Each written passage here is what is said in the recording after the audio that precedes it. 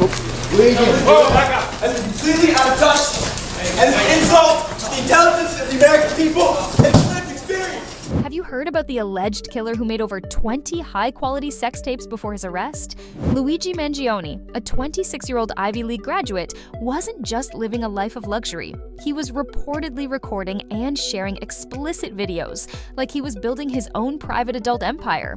And now, he's behind bars, facing murder charges, while some people are obsessed with his case and others can't stop asking about those tapes. So, what's really going on here? Are these videos real? And how did Mangione's life take such a wild turn? Before we get into the details, make sure you're subscribed so you don't miss any of our deep dives into cases just like this. There's always more to the story, and trust me, you won't want to miss what's coming next. So, Luigi wasn't just some random guy caught up in a crime. He became the center of a massive manhunt after United Healthcare CEO Andrew Thompson was gunned down on a Manhattan street in the early hours of December 4th. And Mangione, let's just say his background isn't exactly what you'd expect from an alleged shooter. This guy comes from serious wealth. His grandfather was a self-made multi-millionaire, the kind who built an empire, luxury resorts, nursing homes, and even his own radio station.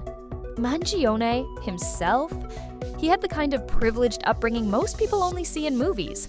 He went to the elite Gilman School in Baltimore, where tuition alone costs a mind-blowing $40,000 a year, and he wasn't just a student, he was the valedictorian of his 2016 class.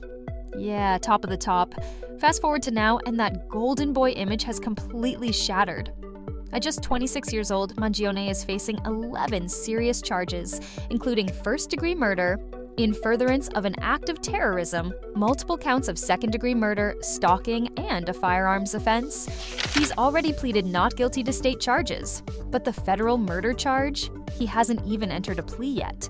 And just when you thought this case couldn't get any wilder, it did. Because in the weeks after his arrest, things took a scandalous turn. Suddenly, details about Mangione's sex life and personal health struggles started making headlines. At one point, he posted on his X, formerly Twitter, page, responding to a post that asked if anyone had a PhD. His reply, pretty huge D***. Yeah, that's what he chose to share with the world. Bold move, right? According to his former roommate RJ Martin, Mangione wasn't exactly in a position to back up those claims because he allegedly couldn't even have sex. Martin, who lived with him for 6 months in a Hawaii co-living space, revealed that Mangione's back injury was so severe that intimacy was off the table. He knew that dating and being physically intimate with his back condition wasn't possible. I remember him telling me that, and my heart just breaks, Martin told the New York Times. So, what was the issue? Mangione had spondylolisthesis, a condition that messed up his spine alignment, and to make matters worse, he had a surfing accident that aggravated it even further. Martin explained that his lower vertebrae were misaligned by almost half an inch, pinching a nerve and making things, well, complicated. Now, think about that for a second. On one hand, he's out here making wildly confident posts, and on the other, his own roommate is saying he was struggling with serious physical limitations. Makes you wonder, was he overcompensating, or was there something even deeper going on? And just when you thought this story couldn't get any crazier, it does.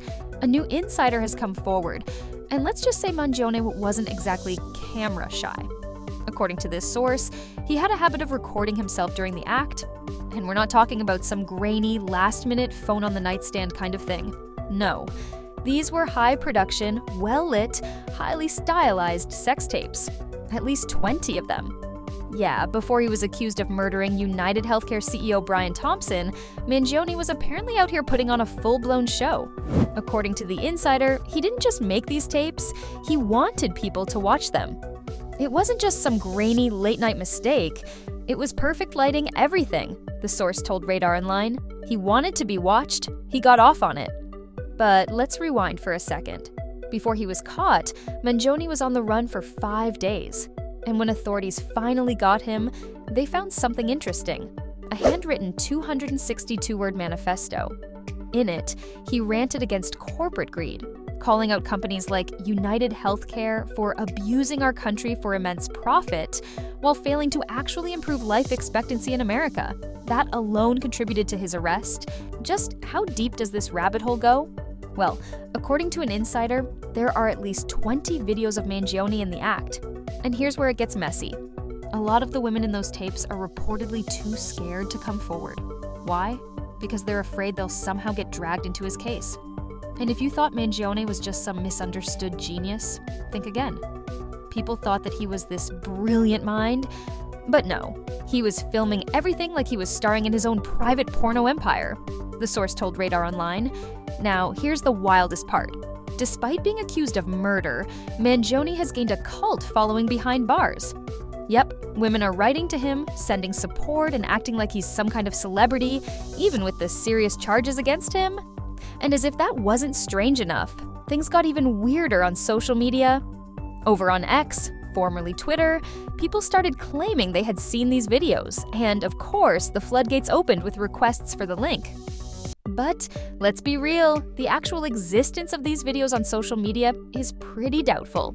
So, what's really going on here? While the sex tape rumors had social media in a frenzy, something even crazier was happening. Luigi Mangione's legal defense fund was blowing up with donations.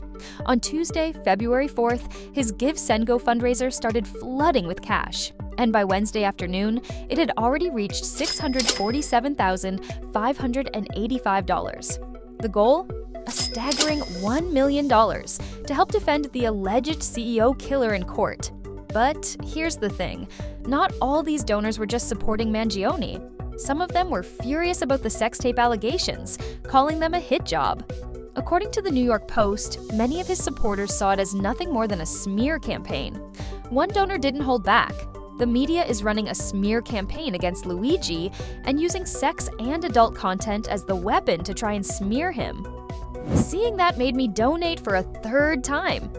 Free Luigi! Others were more focused on the trial itself. One person, dropping just $5, made their stance clear. We don't want to see fake sex tapes. We want to see transparency inside the courtroom, so place cameras there. And the messages kept pouring in. One donor, Gozia, threw in another $5 and wrote, "I was going to wait until payday to donate again, but I'm so angry about these tape allegations that I had to come back and give, even if it's just a little as a form of protest." Then there were the ones who didn't care about the scandal at all. They were standing by him no matter what. No one cares about sex tapes. We care about professional integrity and the right to a fair trial. Luigi will always have our support. But here's where things take a hilarious turn. Not everyone saw the sex tape rumors as a bad thing. One donor casually dropped some money with this comment, "Just because I heard there were some tapes out there, kiss." So, while some people are furious, others are just here for the drama. And at this point, Mangione's case isn't just being fought in the courtroom, it's playing out in real time on social media. Following Luigi Mangione's arrest in December 2024, the internet did what the internet does best, it divided into two camps. Some people flooded him with love and support, treating him like some kind of misunderstood anti-hero. But not everyone was here for that. And one of the loudest voices against it, President Donald Trump. During a press conference on December 16, 2024, Trump didn't hold back, calling the public praise for Mangione terrible and straight up saying that people glorifying him had a sickness. But Trump wasn't alone in his outrage. New York City Police Commissioner Jessica Tisch also weighed in, saying she found the reaction to be nothing short of shocking. And with the case still unfolding, all eyes are on Mangione's next moves. His federal court appearance is locked in for March 19th, while his New York State trial is set for June 26th. So, where do you stand on this? Is Mangione being unfairly idolized, or is this just another example of how the internet turns criminals into celebrities? And if these tapes are as real as insiders claim, what does that say about Mangione? What do you think? Why are people so drawn to this scandal? Let us know your thoughts in the comments below. And if you want to stay updated on more stories like this, hit that subscribe button. There's a lot more coming and you won't want to miss it.